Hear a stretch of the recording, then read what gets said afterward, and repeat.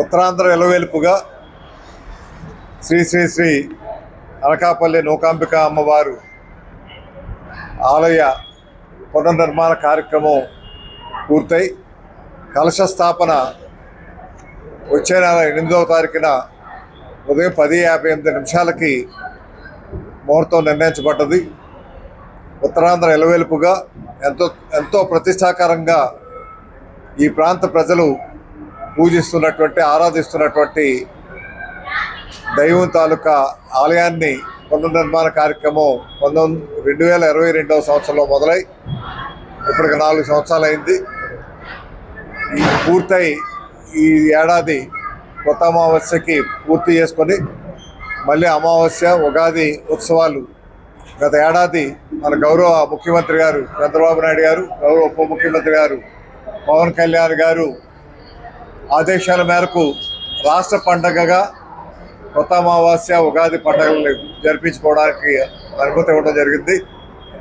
ప్రజల సహకారంతో కమిటీ వారు అందరూ కూడా కలిపి ఎంతో వైభవంగా ఈ ప్రతిష్టను కాపాడే విధంగా ఈ కార్యక్రమాన్ని ఒక అనకాపల్లి పండగగా, ఈ ప్రాంత పండగగా, ఉత్తరాంధ్ర పండగగా తీర్చిదిద్దుకునే కార్యక్రమం జరిగింది.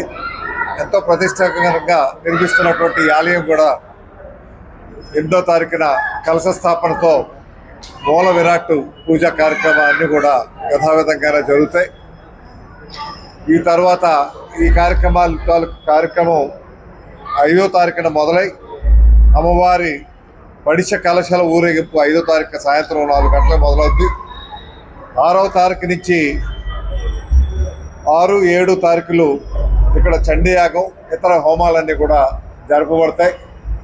8వ తారీఖున 10:58 పూర్ణాహుతితో కలశ స్థాపన కార్యక్రమం జరుగుతుంది. కాబట్టి ఈ కార్యక్రమానికి రావాల్సిందిగా మన గౌరవ ముఖ్యమంత్రి గారిని, ఉప ముఖ్యమంత్రి గారిని, అదేవిధంగా దేవాదాయ శాఖ మార్చుల వారిని, ఈ జిల్లా మంత్రి వారిని, ఇన్ఛార్జ్ మంత్రి వారిని అందరినీ కూడా ఈ జిల్లాకు సంబంధించినటువంటి శాసనసభ్యులు, అదేవిధంగా ఉత్తరాంధ్ర శాసనసభ్యులు అందరినీ కూడా పిలవడం జరిగింది.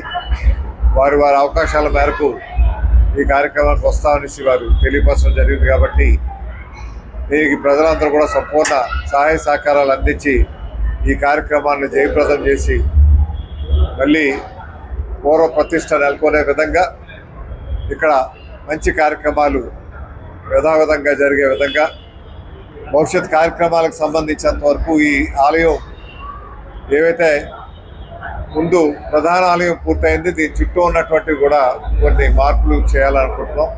ఆ కార్యక్రమం కూడా బహుశా అన్నీ కూడా మొదలవుతూ ఉన్నాయి. ఫ్లోరింగ్ కానీ ఇతర కాంపౌండ్ వాల్ కానీ, అదేవిధంగా కొంత స్థలం కూడా ముందు తీసుకోవాలనుకున్నాం. అది 24 సెంట్లు ప్రభుత్వాన్ని పంపించడం జరిగింది. వారు ఆమోదం ఇచ్చినట్టే అది కూడా తీసుకోవడం జరుగుతుంది.